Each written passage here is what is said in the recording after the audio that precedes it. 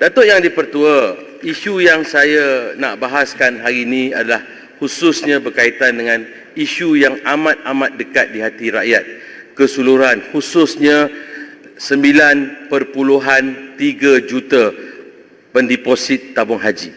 Jadi saya telah menunggu 2 tahun untuk memberi penjelasan ini. Jadi izinkan saya tanpa ada gangguan. Thank you, sir. Datuk Yang di-Pertua, isu tabung haji ini sangat penting. Setelah saya telah dilantik sebagai pengurusi tabung haji pada 1 hari bulan Julai tahun 2013, saya bersama-sama pihak pengurusan tertinggi tabung haji pada ketika itu telah diamanahkan untuk menjaga rakyat Malaysia yang akan rakyat Malaysia yang berangkat ke Tanah Suci untuk ibadah, menjaga kebajikan mereka apabila mereka melangsungkan ibadah tabung haji, ibadah haji. Dan juga pengurusan tertinggi diamanahkan lebih berat lagi untuk meningkatkan kepentingan tabung haji sebagai institusi kewangan umat Islam, tetapi juga mengekalkan pulangan kompetitif terhadap pendeposit tabung haji. Alhamdulillah, ketika mula-mula saya menjadi pengurusi tabung haji, jumlah pendeposit tabung haji waktu itu adalah 45.7 bilion ringgit. Jumlah deposit ini terus meningkat kepada 73.5 bilion pada tahun 2017, iaitu penambahan sebanyak jumlah 27.8 bilion dalam tempoh masa 4 tahun sahaja. Berbanding dengan pencapaian Pakatan Harapan yang menyebabkan deposit turun sebanyak 5.1 bilion kepada angka 69 bilion, manakala bilangan pendeposit juga menurun sebanyak 500,000 orang apabila Kerajaan Pakatan Harapan mengambil alih tampuk kepimpinan pemerintahan. Datuk Yang di-Pertua, saya 2 tahun sejak 2018 sampailah ke hari ini masih lagi digelar sebagai penyamun, dipanggil perompak, malah dipanggil pencuri wang tabung haji. Dalam Dewan Yang Mulia ini pun ada rakan-rakan belah sana manggil saya pencuri duit tabung haji. Lebih dahsyat lagi, Datuk Yang di-Pertua, saya dituduh sebagai seorang Hindu masuk Islam. Mana mungkin menjadi pengurusi tabung haji? Dengan diberikan nama pula Kalimutu, Datuk Yang di-Pertua. Saya dimalukan sedemikian rupa, sedangkan sepanjang kami mengendalikan institusi kewangan ulung umat Islam ini, kami tidak pernah gagal walau sekali pun untuk membentangkan laporan kewangan tahunan pada setiap tahun.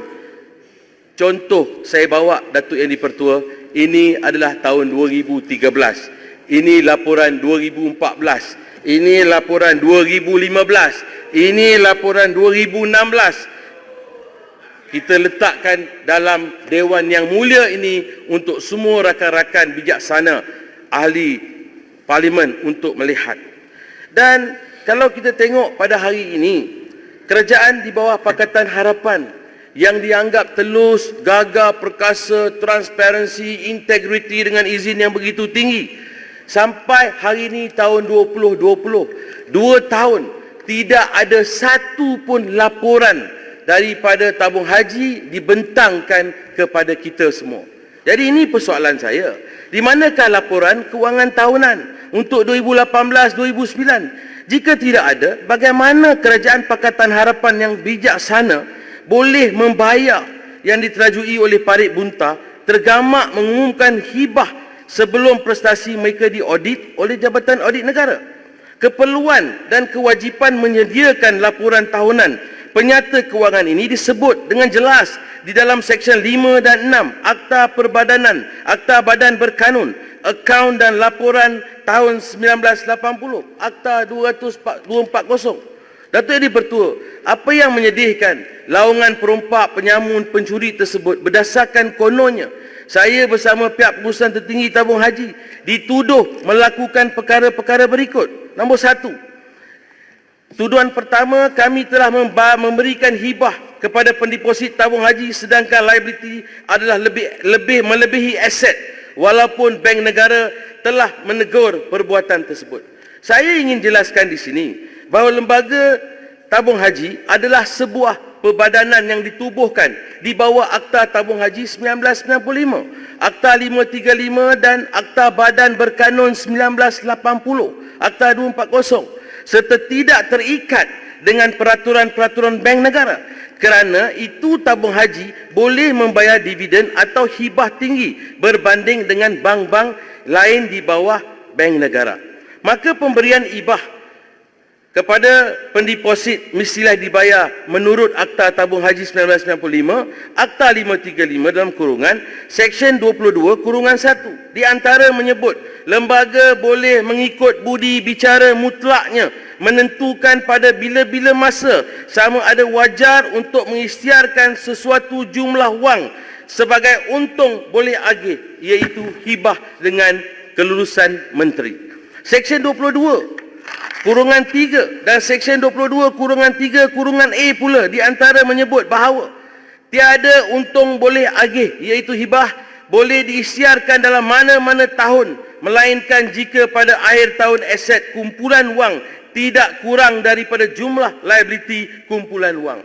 Datuk Yang di-Pertua, kalau kita lihat pada muka surat 10, iaitu dalam Penyata Kewangan 2017, tabung haji, pihak berkuasa pengurusan telah melaporkan kerugian reserve lain-lain berjumlah 4.6 bilion.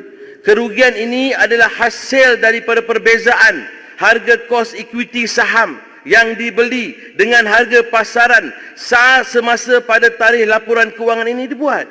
Datuk Yang di-Pertua, ini adalah kerugian yang belum direalisasikan kerana saham-saham tersebut masih dipegang oleh tabung haji dan harga pasaran akan turun naik bila harga bursa saham pulih. Dan perlu ingat, masa itu prestasi bursa saham ini menjejaskan semua syarikat-syarikat di Malaysia, bukan hanya syarikat di dalam pelaburan tabung haji. Yang ini pun dinyatakan oleh pihak pengurusan dalam Penyata Kewangan. Jadi di mana asas tuduhan mereka kata laporan Penyata Kewangan itu salah, menyeleweng, ibarat kanser, tenat dan sehingga menakutkan pendeposit semua yang keluar daripada mengeluarkan wang daripada tabung haji. Datuk Yang di-Pertua, saya dan pengurusan tertinggi tabung haji telah dituduh melelong aset tabung haji. Jika benar, kenapa aset tabung haji boleh meningkat RM26.5 bilion sepanjang saya menjadi pengurusi? Ini adalah aset yang tabung haji peroleh dalam bentuk fizikal, sama ada dalam bentuk ladang, bangunan, hotel, tanah, saham dan lain-lain lagi. Ini adalah aset-aset yang mempunyai nilai dan boleh dicairkan kepada tunai pada bila-bila masa jika keadaan mendesak. Yang Berhormat Baling, Datuk Yang di-Pertua, Baling ada mohon celahan daripada Langkawi. Nak berikan tak?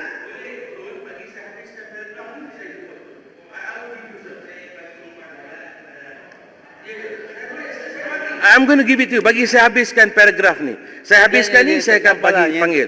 Saya boleh sekejap. Give me 2 minutes. Give me 2 minutes. Saya nak buat teguran sekarang. Ya, kejap. Saya bagi sekejap. Saya ada satu topik, lepas tu saya bagi saya tu. pun sekejap. Datuk Yang di-Pertua, semasa saya menerajui tabung haji, terdapatnya jawatan kuasa panel pelaburan yang memantau pelaburan tabung haji, dan ahli jawatan kuasa panel pelaburan ini merupakan mereka yang sangat berkaliber, hebat, terulung. Jadi saya nak tanya kepada menteri yang ada, menteri baru sekarang ni, kena jawab, saya nak tanya dia, kenapa, adakah mereka-mereka yang dipercayai oleh Yang Berhormat Langkawi sendiri yang diletakkan dalam panel pelaburan tabung haji, iaitu di antara mereka tidak lain tidak bukan Yang Berbahagia Datuk Nur Samsiah binti Yunus, Governor Bank Negara sekarang, Yang Berbahagia Tan Sri Wahid Omar, pengurusi bursa dan pengurusi lembaga pengarah UKM sekarang, Yang Berbahagia Datuk Mukzaini Abdul Wahab, waktu itu adalah pengarah urusan Shell. Ada juga Yang Berbahagia Datuk Abdul Rahman Ahmad yang hari ini mengambil alih kerjaya Menteri Kewangan, menjadi mengurusi Ketua Pegawai Eksekutif kumpulan CIMB. Lebih ramai lagi yang telah dilantik untuk menerajui panel. Apa yang dibuat oleh pihak tabung haji, pengurusan tertinggi tabung haji, keputusan pelaburan perlu diperakui oleh panel pelaburan ini. Sebelum kami membuat apa-apa keputusan, diperakui, dan risk management, kami akan ikut apa yang disyorkan oleh iaitu panel pelaburan tadi. Tapi saya difahamkan pada hari ini Kerajaan Pakatan Harapan sudah tidak guna lagi panel pelaburan ini. Ya, Tun, silakan. Terima kasih. Sila Langkawi. Betul.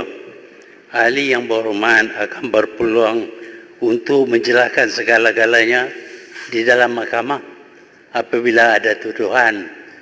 Kita bukan mahkamah di sini. Penjelasan macam cerita dalam akhbar saja. Soalan YB Langkawi ni apa? Adakah cerap? What's your soalan?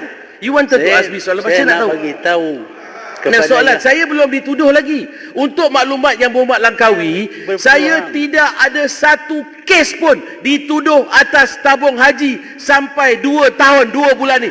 Satu kes pun tidak ada. Go and check the facts, sir. Saya tidak ada tuduhan. Ini adalah yang disebut oleh yang berhormat Langkawi waktu duduk di sana. Tunjuk kat muka saya, itulah dia penyamun penjangat tabung haji ada sini. Saya berada di situ. Tapi hakikatnya saya tidak pernah ada sebarang tuduhan yang hitam hebat kat situ. Google sekarang. Ada tak tuduhan atas nama Aziz Rahim? Simpan Renggam, Simpan Renggam. Hebat tu, Google sekarang. Ada tak satu tuduhan atas nama tabung haji? Silakan. Lepas tu bangkit. Jadi Tun, cukuplah saya nak sambung, saya ada banyak penting lagi perkara yang saya nak sebut. Thank you sir, thank you. Jadi Datuk Yang di-Pertua, saya tak bagi laluan pada sesiapa lagi. Walau bagaimanapun pada hari ini, saya nak menyatakan, saya nak kupas beberapa perkara penting yang rakyat di luar sana perlu tahu. Parit Bunta menyebut bahawa Kerajaan Pakatan Harapan telah menyuntik 19.1 bilion ringgit ke dalam sebuah syarikat. Syarikat ini kononnya adalah MOF Incorporated yang mana properti bangunan tabung haji, hotel-hotel tabung haji semuanya telah dijual kepada mereka, malah telah ditukar nama. Saya difahamkan telah tukar nama, hotel-hotel semua ditukar nama. Hotel-hotel yang dijual, 4 hotel yang ada tabung haji jual kepada UJSB. Ada surat menteri meluluskan, menteri lama lah, meluluskan jual seluruh perabot, seluruh peti ais, seluruh dapur, katil, 4 hotel ni dengan harga RM10,000 sahaja. 4 hotel. Datuk Yang di-Pertua pergi beli cepat. Datuk Yang di-Pertua boleh buat 50 homestay dekat kawasan Datuk Yang di-Pertua pergi. RM10,000. Punya murah mereka jual. Bukan sekadar itu. Yang menyedihkan, kononnya integriti terhebat Kerajaan Pakatan Harapan terdahulu. Hebat. Saya baru dapat hari ini dalam laporan SSM, syarikat ini paid up capital RM1 sahaja. RM1 dana urus harta jemaah Sdn Bhd. Paid up capital only RM1 sir, dengan izin Allah. Bukan $1, RM1. Mana mungkin boleh menyelesaikan masalah 29 bilion. Dan setakat hari ini saya nak maklum kepada Datuk Yang di-Pertua, syarikat ini telah mengambil alih aset-aset ini sampai hari ini hanya membayar RM100 juta sahaja. Dan wahal RM10 juta telah ditukar nama, telah dipindah. Malah kalau Datuk Yang di-Pertua nak pergi Mekah tahun depan, pergi transit duduk di hotel mana-mana tabung haji, kena bayar sewa kepada UJSB. Itulah kepandaian, kehebatan Kerajaan Pakatan Harapan terdahulu. Kononnya telus. Dan saya nak menyatakan di sini, tadi yang Berhormat Langkawi sebut, kerajaan baru di bawah kepimpinan Perdana Menteri buang orang-orang pandai, cerdik pandai. Ini kenapa pergi buang? Semua panel pelabur-pelabur yang pandai-pandai ini di tabung haji, kenapa ditutup panel pelabur ni? Ini di antara perkara yang harus dijawab. Datuk Yang di-Pertua, saya ingin bagi tahu, apatah lagi sukuk. Sukuk yang mereka keluarkan ini dengan izin adalah non-transferable, non-guaranteed dengan izin. Tadi Baling minta saya untuk, beliau yang minta. Ya, pasal kes tu, pasal kes. Jadi saya memberikan hak saya kepada Langkawi untuk mewakili saya. Tak boleh, pasal kes. Tak boleh lah macam tu. Ini bukan passing baton. Pasal saya You tak must be bagi. gentleman, I sir. gave to you. Must be gentleman. You must face. No.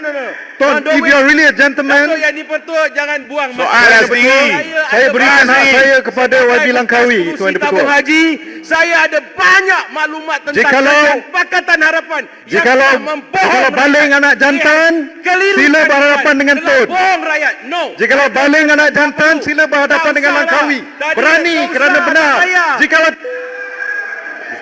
Sempang Renggam telah diberi laluan oleh Baling, so Sempang Renggam kena respon kepada Baling.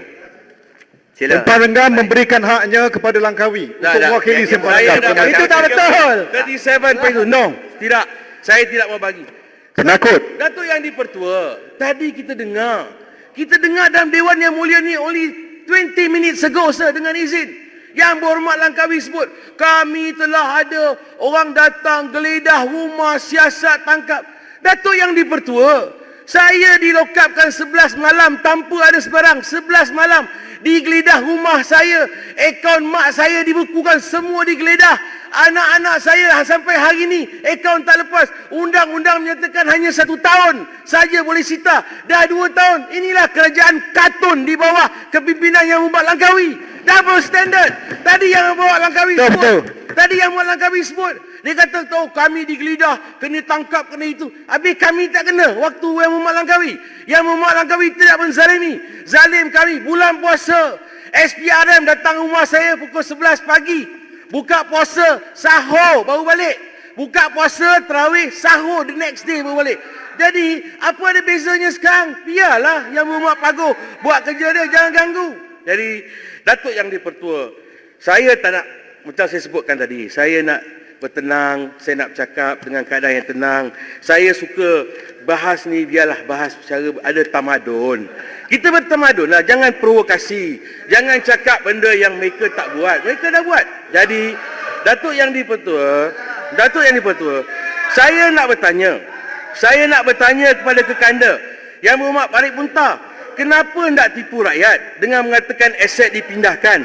Milik wahal hakikat sebenarnya, aset-aset tabung haji telah dijual dengan bukan milik tabung haji lagi. Dalam perjanjian pemindahan aset di antara tabung haji dan UJSB tersebut, saya difahamkan daripada 19.9 bilion ini tadi, hanya 100 milion saja yang telah dibayar. Datuk Yang di-Pertua, saya nak tanya kepada kerajaan ataupun menteri sekarang, Menteri Kewangan dan sebagainya. Jadi sepanjang zaman tabung haji, zaman Yang Berhormat Pekan yang dituduh perompak, penyuri, pencuri, penyamun, termasuk saya lah. Saya nak tanya, kenapa zaman kami rakyat boleh dapat manfaat dividen hibah sehingga 7.25% di antara tahun 2013 hingga 2017. Kami juga telah diaudit oleh Jabatan Audit Negara. Kami ini mengikut, kalau ikut peruntukan undang-undang, peruntukan tabung haji, kami ini semuanya mesti diaudit oleh JAN, Jabatan Audit Negara.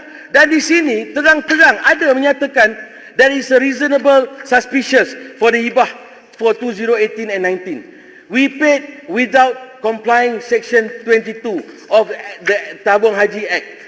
This and above reason are sufficient enough to sack all the board. Ini peruntukan undang-undang yang ada.